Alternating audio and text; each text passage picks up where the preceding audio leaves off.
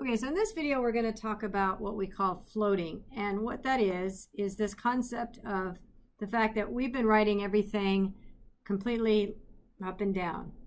So far we've had an image and things just sort of flowed top to bottom, and we didn't really have any control over, for example, our text lining up, floating beside, foreshadowing, floating beside our image. And so this would look a lot cleaner, I think, if all of our paragraph information would come off to the right, would be on the right side or the left side of Stitch. And so that's what we're going to do in this video. So I've started a style tag, and the first thing I'm going to do is create an image selector for Stitch, and we're going to do what's called FloatLeft.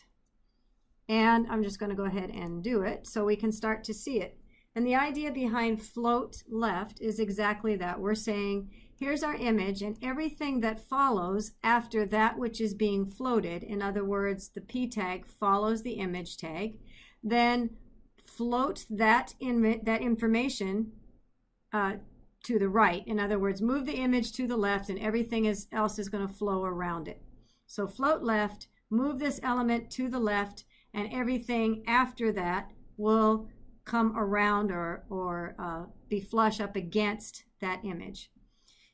If we did float right, let's just see that work, and then that should push Stitch to the right. Perfect. And the image and the text would then flow around him to the left. It's very important that you put it in the right order.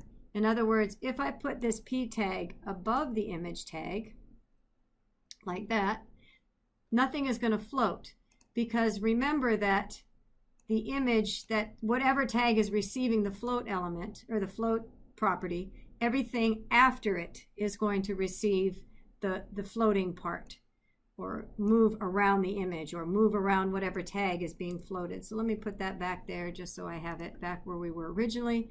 I'm going to do left just because no good reason. All right.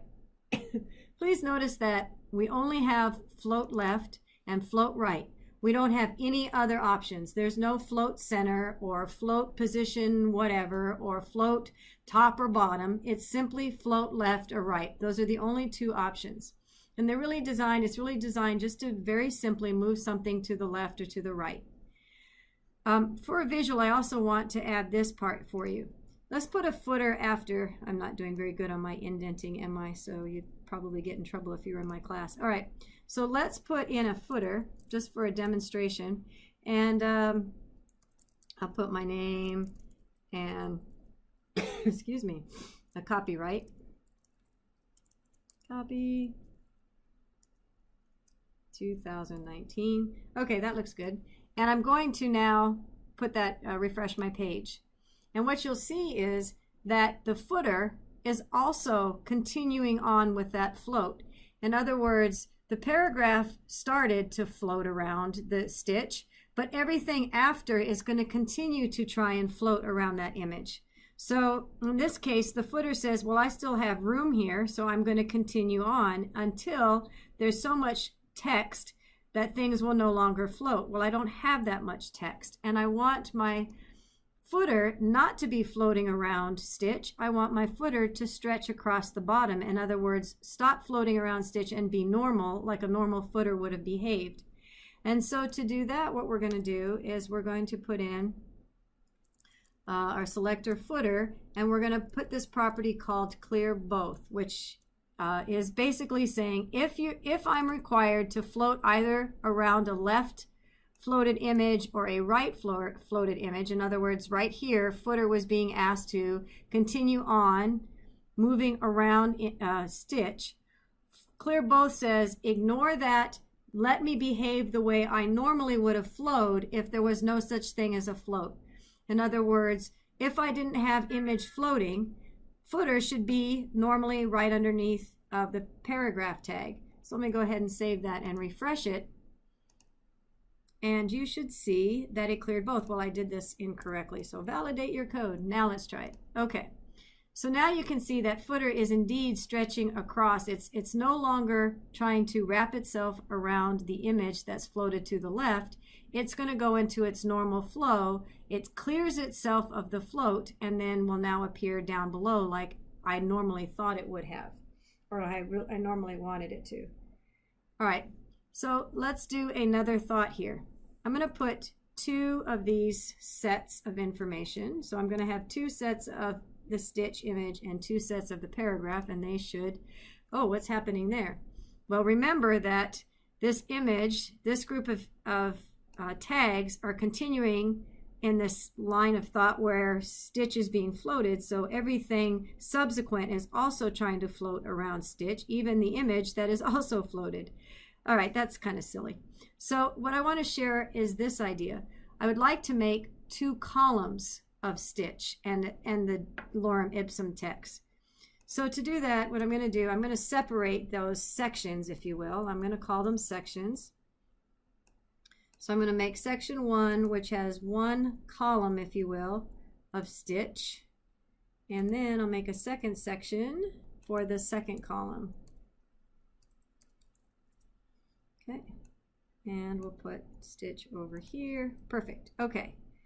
And now, I really haven't done anything as far as, really haven't made any changes yet, but I will. So the idea now is that I'm going to float these sections.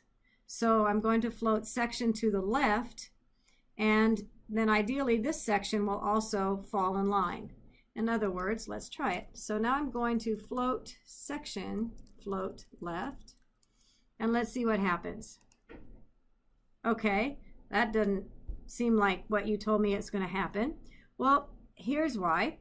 Section, because we haven't determined or we haven't told it specifically how small or wide to be, it's going to take up the full amount of space that it has allowed itself. In other words, section says nobody's told me differently, so I'm going to take up 100% of this viewport.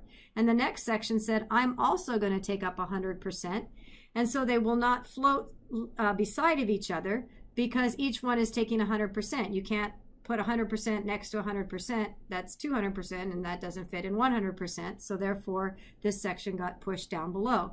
So what the alternative then is, well, okay, let's tell the section that it can only take up a smaller space, and let's say each section can only take up 45%, and so therefore there should be room for them to be side by side, and then we see that happen.